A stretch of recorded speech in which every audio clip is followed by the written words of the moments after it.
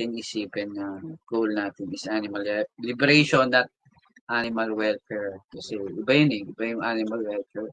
Yung animal liberation, it aims to free all the animals.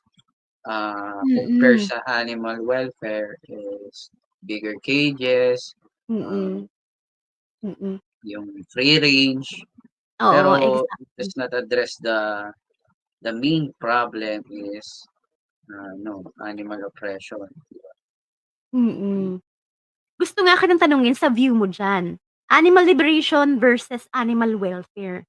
Naniniwala ka ba na yung animal welfare approach na slow process na ano mo alam mo yun, ipa-adjust daw muna yung mga masses sa bigger cages bago mag-animal liberation.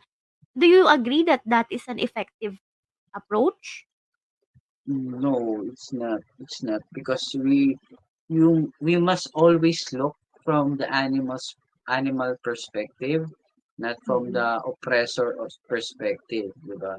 Pag natin titignan yung side ng nag-o-oppress, palagi natin titignan yung side ng na-o-oppress.